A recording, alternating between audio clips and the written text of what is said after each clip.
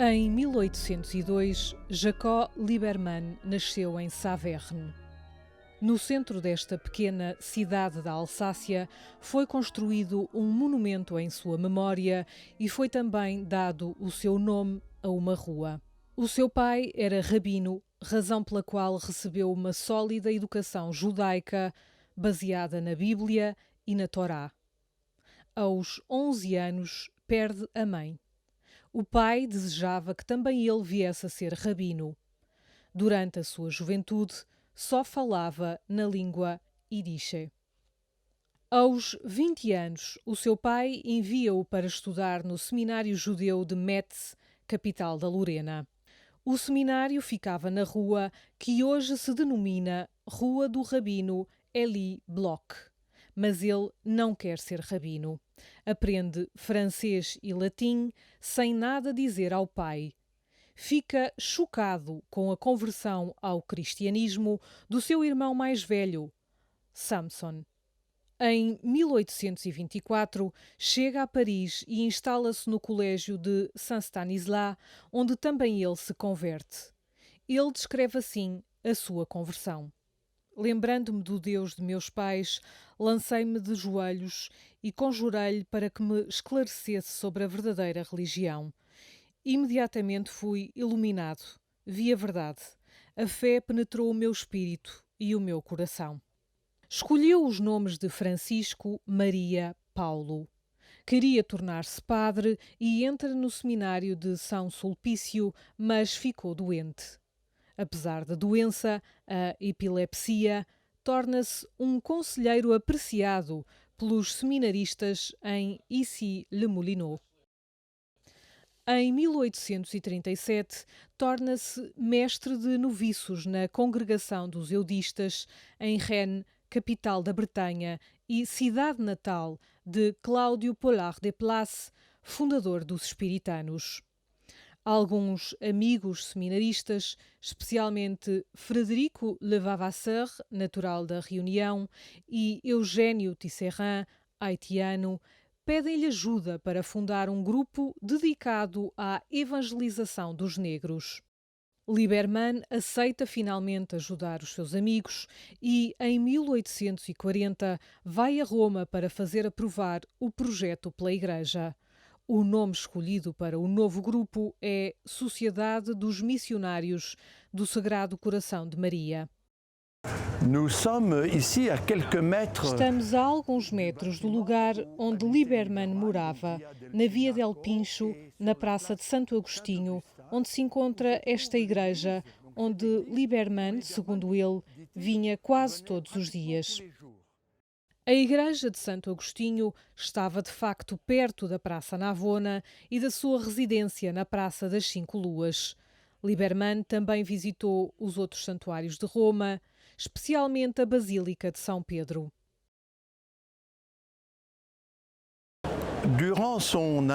No ano em que Liebermann esteve em Roma, vinha frequentemente à Basílica de São Pedro. Aliás, fala disso numa das suas cartas enviadas em abril ao seu irmão médico Samson. Diz-lhe o quanto está impressionado com a grandiosidade desta basílica. Fiz o percurso a pé e demorei 11 minutos para fazê-lo. Depois, fala do magnífico interior da Basílica de São Pedro, das suas capelas laterais, tão grandes quanto as nossas catedrais, diz ele. Mas o mais interessante, o mais comovente, é o que ele diz sobre o altar da Confissão de São Pedro. Quando chega ao altar da Confissão, ele diz a seu irmão: "É extraordinário o que o mundo fez pela tumba desses dois pobres judeus." Jacob Liebermann, também ele judeu, a escrever ao seu irmão Samson, judeu convertido a Cristo, à Confissão de São Pedro, não pensa simplesmente no primeiro dos apóstolos, mas pensa imediatamente no túmulo dos dois pobres judeus. Mesmo se São Paulo não está, obviamente, enterrado na Basílica de São Pedro. Mas Liebermann não separa Pedro e Paulo, nem no seu pensamento ou escritos, sobretudo durante a sua estadia em Roma. Em junho de 1840, o seu projeto é finalmente aprovado pelo organismo do Vaticano encarregado das missões, que então se chamava Propaganda Fide.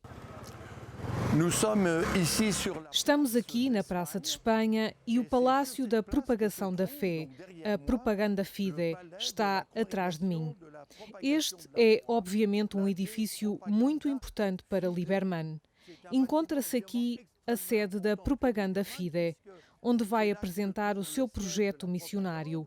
Encontram-se aqui os escritórios do cardeal Franzoni e do secretário Monsenhor Casolini, com quem ele se vai encontrar. É também aqui que trabalha o seu amigo Drac, seu padrinho de batismo. O Sr. Drac é bibliotecário da propaganda nestes edifícios. Monsieur Drac est bibliothécaire de la propagande dans ces bâtiments. Uma vez que a sua saúde melhora, regressa à França para estudar no seminário de Estrasburgo, onde é ordenado diácono. Mas é na capela do bispo de Amiens que será ordenado sacerdote a 18 de setembro de 1841, porque o seu grupo arranjou uma casa que se encontrava no bairro La Neuville. Esta casa já não existe. Neste local existe agora uma residência para idosos. Foi aqui que os primeiros missionários do Sagrado Coração de Maria fizeram a sua primeira formação.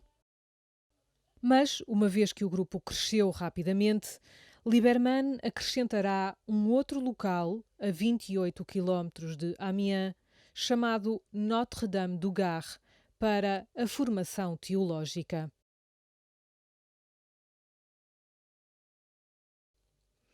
Apesar das dificuldades, o crescimento do grupo é rápido. São muitos os missionários que morrem muito jovens nas costas africanas, sobretudo por causa das doenças tropicais. Os seus dois primeiros companheiros, Tisserand e Levavasseur, partem respectivamente em missão para o Haiti e Ilha Bourbon, agora chamada Reunião.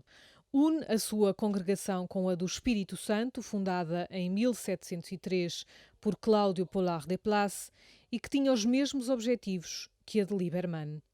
Muda-se então para o número 30 da rua Lumont, que então se chamava Rue des Postes. Realizou esta fusão para poder organizar melhor as missões em África e nas Américas. Os seminaristas de La Neuville e Notre-Dame du Gard juntam-se a ele algum tempo depois. Lieberman é original em vários pontos. Não pôde partir para a África por causa da sua débil saúde, mas compreendeu as necessidades da missão em África. Estava muito à frente do seu tempo, porque já havia proposto em 1848 a criação de dioceses africanas, dirigidas por bispos e padres autóctones. Entendeu também a necessidade do desenvolvimento, razão pela qual, para além de padres, criou irmãos especializados em vários ofícios que, por sua vez, formavam os africanos em carpintaria, agricultura, pecuária, etc. O irmão Marc Tirant, médico de formação, antigo missionário no Paquistão, fala-nos sobre o assunto. É um bonito nome, irmão. É uma palavra horizontal que une as pessoas, que as coloca ao mesmo nível. Encontra-se verdadeiramente nas origens da nossa congregação. Quando visitamos os cemitérios em África, onde estão os primeiros grupos espiritanos, seja em Bagamoyo, na Tanzânia, em Nairobi, no Quênia, em Bofa, na Guiné, constatamos que nesses primeiros grupos havia irmãos e padres, geralmente em igual proporção. Porquê? Porque a ideia de Lieberman foi compreendida. Para se ser eficaz na missão, é preciso ser-se diversificado nos compromissos, nos modos de ser, na formação, na experiência, nos serviços que podemos prestar à missão. Ele tinha uma visão muito moderna do papel dos missionários e pediu-lhes que se despissem da Europa para se fazerem negros com os negros. Escutemos o que dizem dois espiritanos africanos. Pour nous, les Africains, Lieberman reste une grande figure Para qui a nós, marqué africanos, Lieberman continua a ser uma grande figura que marcou a Igreja e a missão em África. A posição de Lieberman em relação à África é definida já em 1846, no seu plano geral para a evangelização da África Negra. E ele ousa afirmar, numa altura em que o racismo era geral, que os africanos são de uma natureza boa e que não são menos inteligentes que os outros povos. Eu acho isso formidável. Ele explica como vê a evangelização na África. Primeiro, é preciso formar clérigos locais e depois formar catequistas para que as igrejas locais se tornem autónomas. Ele desejava a autonomia das igrejas locais. Depois, é preciso desenvolver as obras educacionais e sociais. E, por último, mas não menos importante, é necessária uma atitude positiva em relação às culturas africanas. E se eu tivesse que especificar essa atitude positiva, diria o seguinte: se o Evangelho deve produzir uma igreja local autónoma, é necessário que o Evangelho esteja enraizado na mentalidade e na cultura das pessoas, e não na cultura de origem do missionário. et pas dans la culture d'origine du missionnaire.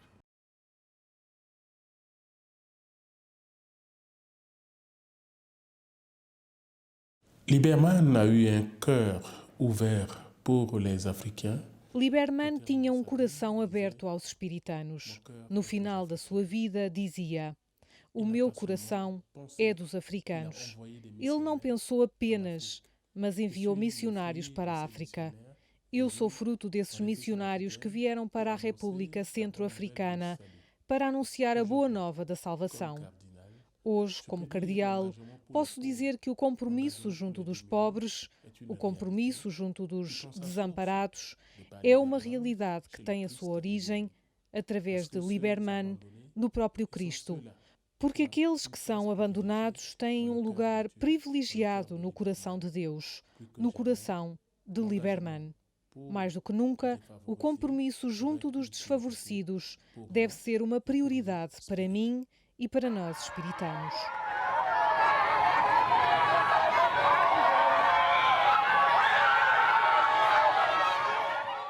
Ele é também um grande mestre espiritual, conforme nos explica o padre Yves-Marie Fradé, antigo missionário no Senegal. Le Père Lieberman est un grand maître spirituel.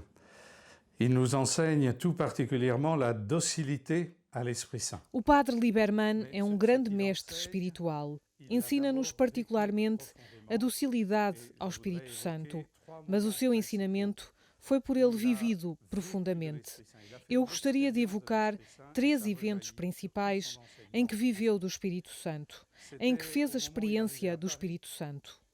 Isso reflete-se posteriormente, sobretudo nos seus ensinamentos. Quando ele chega a Paris, foi para o colégio Stanislas e o Sr. Drac leva-o para uma pequena cela onde havia uma pequena claraboia para ver a luz. Ali, tomado pela melancolia, longe da sua família, tendo visto a alegria do seu irmão Samson, que se converteu a Jesus, sente grande tristeza, cai de joelhos e implora ao Deus de seus pais: "Se a crença dos cristãos é verdadeira, suplico-te que me a faças conhecer. Se é falsa, que me afastes dela." E Lieberman testemunha: "Fui imediatamente esclarecido. Vi a verdade. A fé penetrou o meu espírito e o meu coração. Aderi fácil e firmemente a tudo o que é narrado sobre a vida e a morte de Jesus Cristo. E o mistério da Eucaristia não mais me repelia. Eu acreditei em tudo, sem dificuldade." Segundo a experiência, no dia do seu batismo, a 24 de dezembro de 1826, 7 anos depois, ele testemunhará: "Quando a água escorria pela minha cabeça, parecia-me que estava no meio de um enorme globo de fogo. Não vivia mais na vida natural, não via nada, não entendia nada do que se passava à minha volta. Passaram-se em mim coisas impossíveis de descrever. Terceira experiência que, na minha opinião, o marca. Viveu um período de cerca de 5 anos de grandes graças espirituais. O Espírito Santo levou-o a uma profunda união com o Senhor, com a Santíssima Trindade. E é por isso que Lieberman depois nos ensinará o que ele chama de união prática. É essa atitude de docilidade ao Espírito Santo que habita em nossos corações e que nos conduz de forma permanente à presença do Espírito Santo. A 2 de fevereiro de 1852, Lieberman morre no seu escritório. Um dos seus amigos, Monseigneur Gaston de Ségur, pintou o seu retrato no leito da morte, porque já o considerava um santo. Agora, os padres e irmãos do Espírito Santo trabalham em 60 países, em todos os continentes. São apoiados por leigos, associados, que exercem diferentes atividades. Fundam novas missões, por exemplo, na Índia ou na Bolívia. São quase 3.000 e estão felizes em servir os pobres, como o padre Lieberman lhes pediu.